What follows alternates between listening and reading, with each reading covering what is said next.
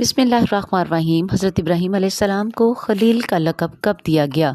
इमाम जाफ़र सादिक़ अलैहिस्सलाम ने फरमाया क्योंकि वो ज़मीन पे कसरत से सिजदा करते थे। इसी तरह एक जगह इमाम अबुल हसन अलैहिस्सलाम ने फरमाया इसलिए कि वो अल्लाह के सिवा किसी से कुछ ना मांगते थे। इमाम अली नकी अलैहिस्सलाम का इरशाद है इसलिए आपको खलील कहा गया कि वो कसरत से हज़रत मोहम्मद सल्लल्लाहु अलैहि वसल्लम पर दुरूद व सलाम पढ़ते थे। एक दिन हज़रत इब्राहीम अलैहिस्सलाम कहीं गए और आपका तरीका था कि आप ताला लगा के जाते। जब घर वापस आए तो क्या देखा कि एक शख्स सफ़ेद, इंतहाई सफ़ेद और जिसके पास 2 कीमती लिबास थे और सर से पानी और तेल टपक रहा था।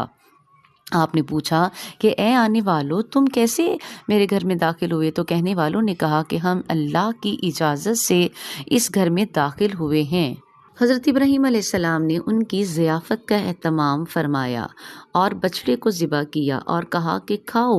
उन्होंने कहा कि हम उस वक़्त तक नहीं खा सकते जब तक कि आप इसकी कीमत हमें नहीं बता सकते। इसके जवाब में हज़रत इब्राहीम अलैहिस्सलाम ने फरमाया कि तुम इसकी इब्तिदा बिस्मिल्लाह से कहो और जब खाने से फ़ारिग हो जाओ तो अल्हम्दुलिल्लाह कह देना। ये सुनकर हज़रत इब्राहीम अलैहिस्सलाम ने अपने साथियों से कहा कि सच है, यही इंसान खलीलुल्लाह है।